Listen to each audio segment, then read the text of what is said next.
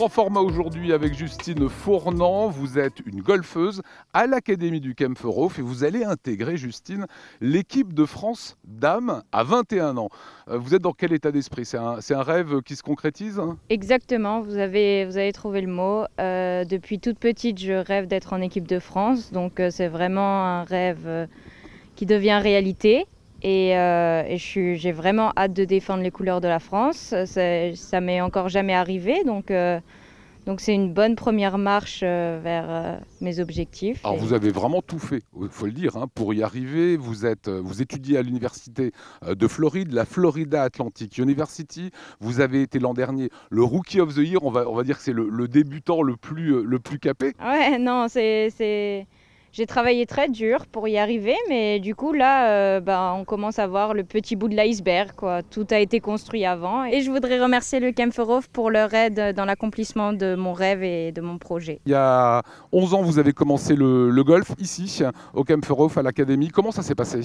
J'ai commencé plus précisément à Strasbourg et je suis arrivée quelques temps après à l'Académie du Kempferhof, mais j'ai rencontré Thierry Abbas qui m'a vraiment fait aimer le golf. Il a rendu ça très ludique, très fun, très marrant, et j'avais qu'une hâte à chaque fois, c'était de revenir au golf. Moi, c'est surtout la compétition qui me plaît. Du coup, il m'a permis de faire de la compétition, de me préparer à fond, et petit à petit, j'ai pris goût, et voilà. Qu'est-ce qui va décider que vous partiez aux États-Unis? Je savais qu'il me manquait quelque chose pour vraiment m'épanouir en tant que golfeuse dans mes résultats et tout ça. Et je me suis rendu compte qu'il fallait vraiment que je parte aux États-Unis. Et en fait, ça a vraiment lancé ma carrière d'une certaine manière parce que j'étais très bien préparée golfiquement en France. Mais les États-Unis m'ont apporté une autre dimension, que ce soit dans l'état d'esprit de gagner, de performer avec mon jeu du jour. Enfin, voilà, donc je savais que j'avais besoin de partir aux États-Unis. La culture américaine vous a fait bien. Ah oui. La performance, aller toujours plus loin, c'est ça? La positivité, voilà, dépasser, ne pas avoir de limites. Enfin, vraiment, ce qu'on connaît de la culture américaine, c'est vrai et ça m'a beaucoup aidé. Quand on parle de vous, on m'a dit elle adore la compétition. Voilà, c'est une vraie compétitrice. C'est quoi se battre, aimer la compétition? C'est ressentir des émotions qu'on ne pourrait pas ressentir normalement, dans la vie de tous les jours. C'est savoir se dépasser. C'est juste tellement vibrant en fait. Enfin, voilà, il y a le mauvais stress et il y a le bon stress. Et à partir du moment où on arrive à changer le stress et l'avoir en bon stress, on est capable de faire des choses impensables, quoi, vraiment. Et c'est super kiffant en fait.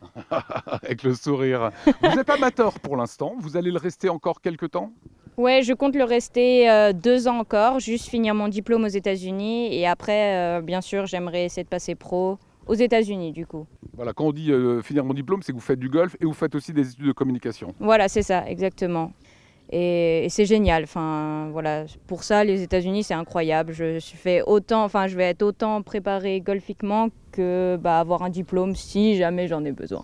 Voilà, on ne sait jamais, c'est dans une vingtaine Voilà, d'années. oui, exactement. Voilà. Comment vous voyez votre participation? Ça se passera en juillet, championnat d'Europe, avec l'équipe de France, en Irlande. Honnêtement, je ne sais pas du tout comment ça va se passer. C'est ma première sélection, mais en tout cas, je vais faire ce que je sais faire et je vais essayer de prendre le plus de plaisir. Et on va essayer de ramener la médaille en équipe. Le but, c'est de faire gagner l'équipe, quoi. Ouais, bah oui, c'est le but ultime. Bien sûr, on aimerait décrocher la médaille au championnat d'Europe. Et la suite pour vous, c'est quoi? Est-ce que on pense déjà à 2024? On pense déjà aux Jeux Olympiques?